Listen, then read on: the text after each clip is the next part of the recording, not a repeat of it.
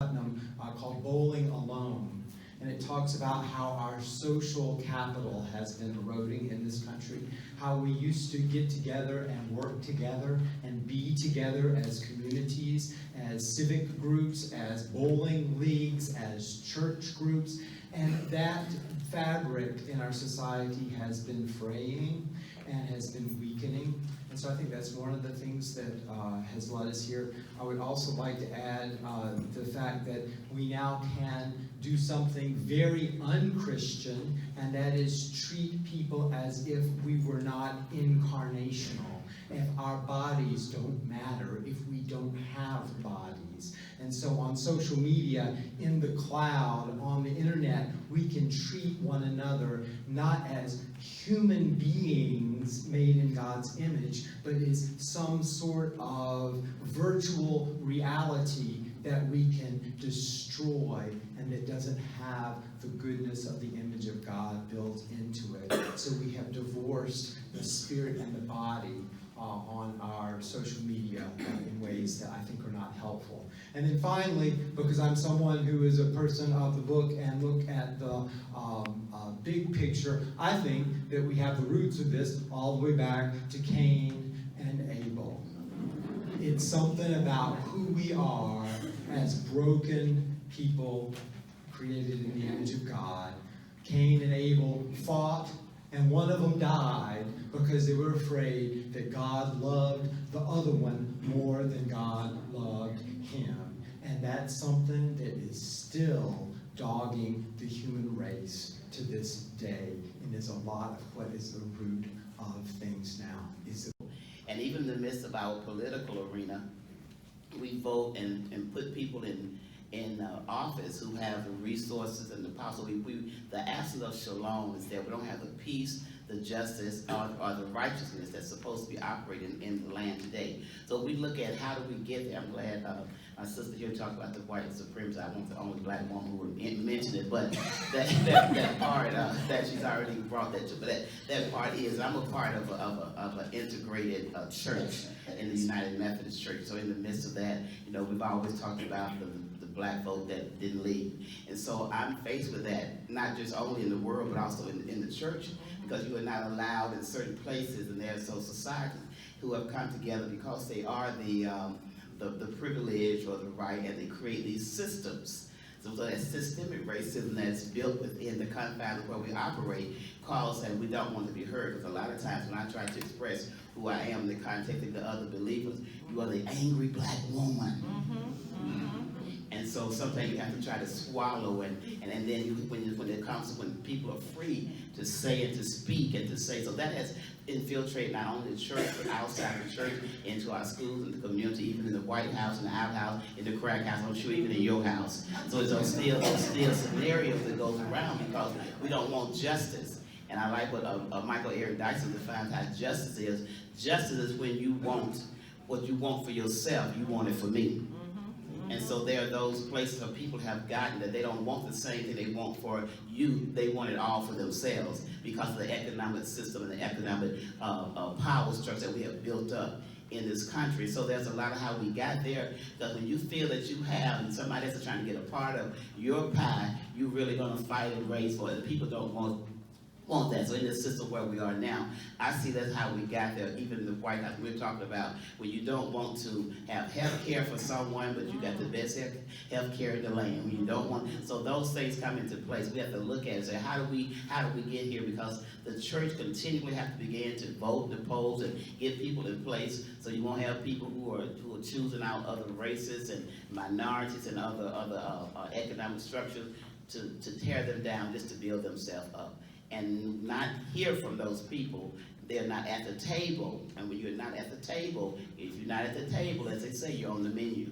And so that's what it's here, that they're not enough, and that they don't have enough, and that the only way to feel good enough is to feel superior to others. And so that goes back to feeling like racism, the need to feel superior to others, still comes at the root of so much of the anger. So it feels like it's not a new problem at all. It's just that we're now seeing it in so much more divisive ways. So for me, I think it's a mental health and a spiritual health issue. That the Christian story is one in which we learn that God can work through loss, sometimes with incredible power, to surprise us.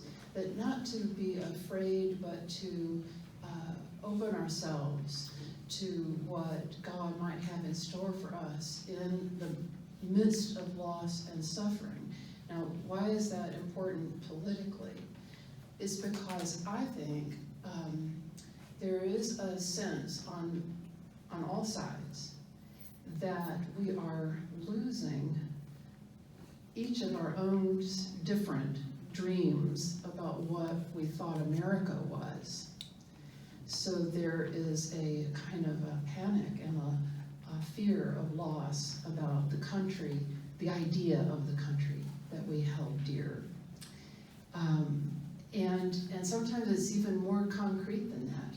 And I'll just share that for some of us who thought that the first woman president was going to be elected that night, the shock of loss was not unlike finding that a dear friend had left our house and been killed in a car accident.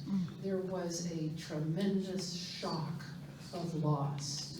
And that's just one concrete example of a much larger phenomenon, which is that we've each thought we knew where America was going, and on each side that was a different view, and we feel that it's threatened. So the beauty of our faith tradition is that God works even through losses. Let's go with that and not be so panicked. It's not something often that we talk about from and I'm going to challenge the audience tonight, from a perspective of just minority persons being oppressed. You can be white and be oppressed. And so James Cone, who writes a lot, or the late James Cone, who writes a lot about God of the oppressed in his signature book, teaches us and shares with us that we have to have a level of tolerance for people, and that we can't expect everyone to be like who we are, and that we can't expect everybody to act like we act and do as we do. And so that challenges the church to realize that the state of this public discourse now is that our individual responses to what we hear is going to be different because we look from a different prism. And so in America, in Kentucky, our prism is different than my East Coast friends, because their challenges are different. When I preached in Washington, D.C. last week, and 1600 wasn't too far from where I was preaching.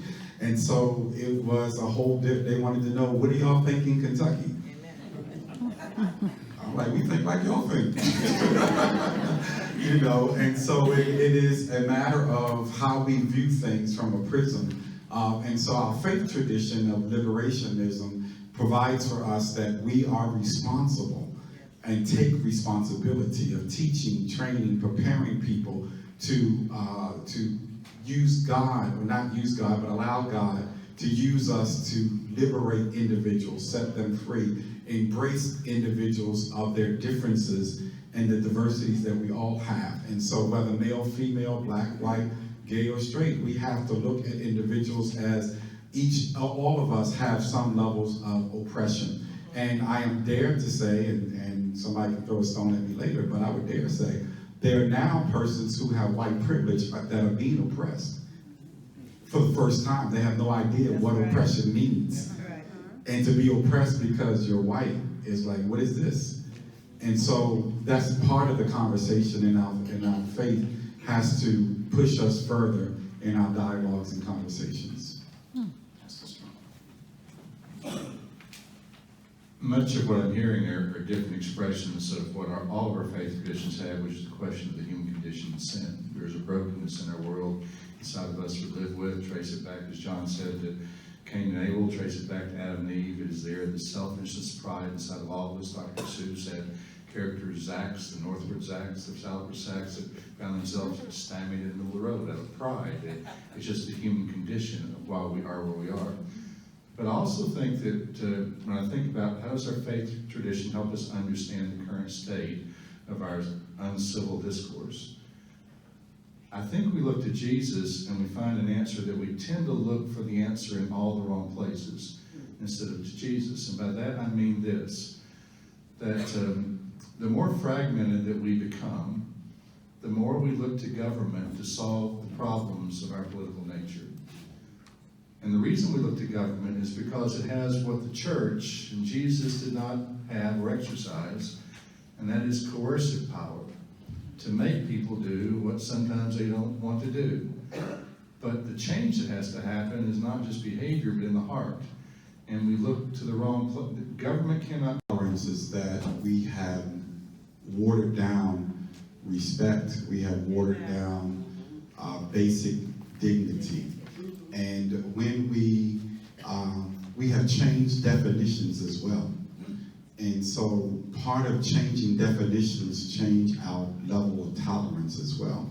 And so while we're here and the term church becomes a quagmire because it is defined differently by different persons. And so we are now in a matrix where identification of being a member of a church can also bring discourse. Because it's like, well, what church do you belong to? What are your principles and what are you being taught at your church? Are they lining up with what I believe, quote unquote, as a Christian? And so how we now say, what is Christianity? And I think how we get there is because we have, in some cases, muddled the waters. In other cases, we have divided the waters. And so our whole conversation has now changed, that we don't fully, it becomes uncomfortable